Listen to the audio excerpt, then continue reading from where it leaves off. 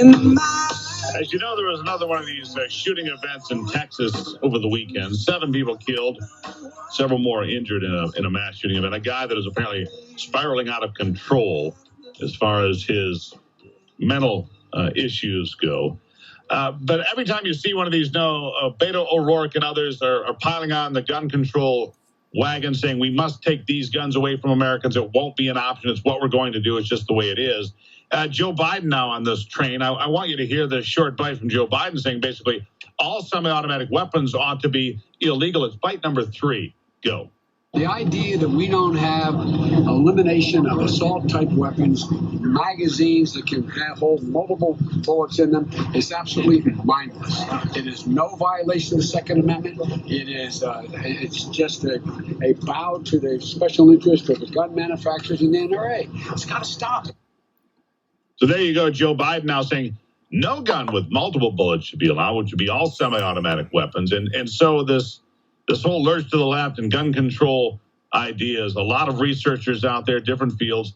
And my question for my next guest, Dr. John Lott, is joining me, the president of the Crime Prevention Research Center. Doctor, welcome back to the program. Morning.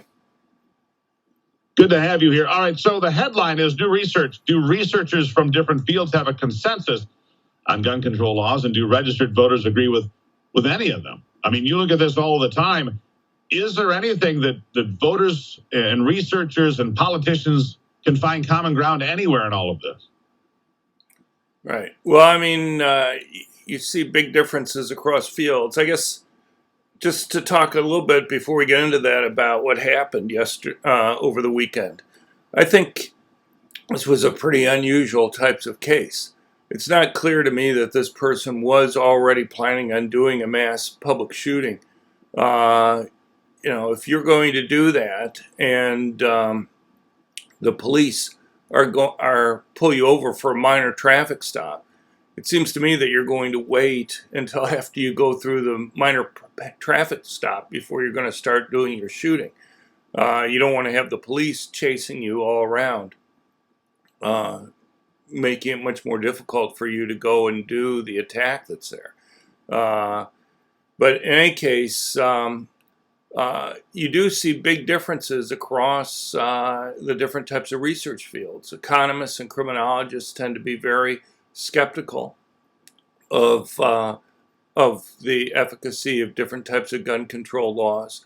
Public health people are more supportive, but even they, outside of a couple different types of areas, are not what one would call very strongly in favor of those things. The interesting thing is this survey that we've just finished of all the researchers. If you compare it to a survey that the New York Times did of registered voters, there's no group of researchers that kind of rank different policies in the same way that voters do. If you believe that any of the different types of researchers out there have kind of the right view on things, whether it's economists or criminologists or public health people, right?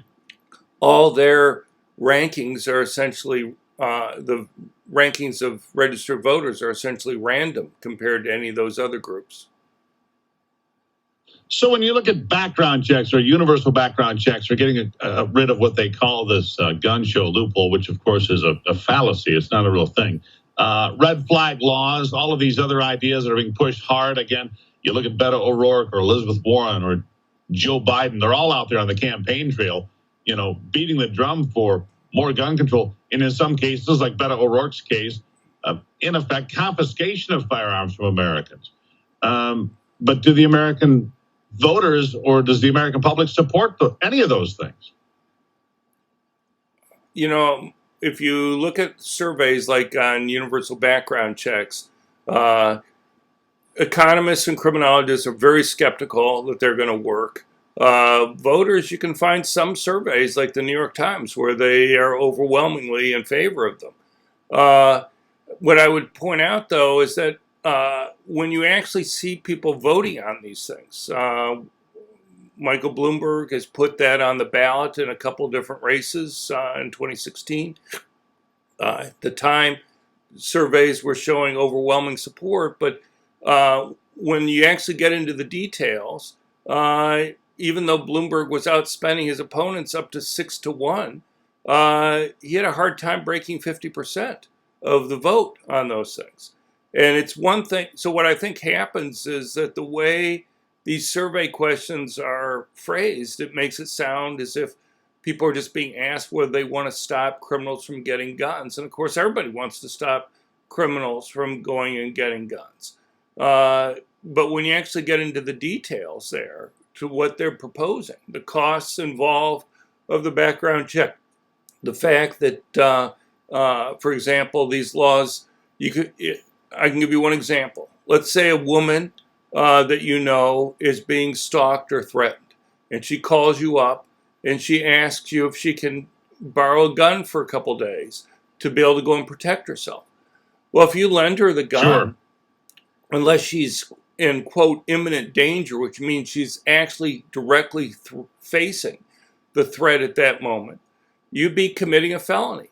Even if you lend her the gun and the person leaves, but it's going to come back, he says, in a few hours, you'd have to take back the gun because, even though he's going to be there in a few hours or promising, she's not in imminent danger until the person actually shows back up again and is threatening.